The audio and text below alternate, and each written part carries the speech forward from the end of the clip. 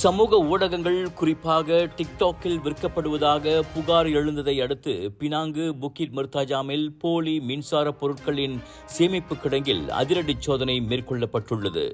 வர்த்தக முத்திரை காப்புரிமை வைத்திருக்கும் நிறுவனத்தின் புகாரின் பேரில் KPDN எனப்படும் உள்நாட்டு வாணிபம் மற்றும் வாழ்க்கை செலவின அமைச்சின் பினாங்கு கிளை அச்சோதனையில் இறங்கியது.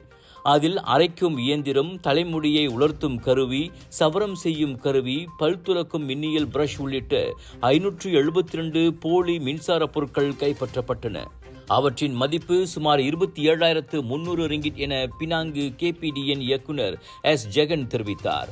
2019 வர்த்தக முத்திரை சட்டத்தை மீறி சட்டவிரோதமாக வர்த்தக முத்திரைகளை பயன்படுத்தியதன் பேரில் அவை அனைத்தும் பறிமுதல் செய்யப்பட்டன. இதையடுத்து அக்கிடங்கின் பணியாளரான 40 வயது பெண் விசாரணைக்காக கைதானார். சேமிப்பு கிடங்கின் உரிமையாளர் சீன நாட்டு பிரஜை என தெரிய வந்துள்ளது. அவரை நேரில் பார்த்ததில்லை என்றும் இணையம் வாயிலாகவே அவருடன் தொடர்பு கொண்டு அவர் இடும் கட்டளைகளை நிறைவேற்றி வந்ததாக அப்பெண் விசாரணையில் கூறியுள்ளார். மலேசியாவில் முதல் முறையாக என்ரிகோஸ் நிறுவனம் மாட்டுப் பொங்கல் விழாவை பெரிதளவில் கொண்டாடவிருக்கின்றது. கிராம சூழலுடன் மாட்டு வண்டி கண்காட்சி, பாரம்பரிய விளையாட்டுகள், ஜல்லிக்கட்டு கண்காட்சி உள்ளிட்ட பல நிகழ்ச்சிகள் நடத்தப்பட உள்ளன. இந்த சிறப்பான விழாவில் கலந்து கொண்டு பொங்கல் திருநாளை அனுபவிக்க உங்கள் அனைவரையும் என்ரிகோஸ் அழைக்கிறது. இந்த விழாவில் கலந்து கொள்ள www.enrico.com.my என்ற அகப்பக்கத்தை நாடுங்கள் அல்லது 01255222845 என்ற எண்ணை தொடர்பு கொள்ளுங்கள்.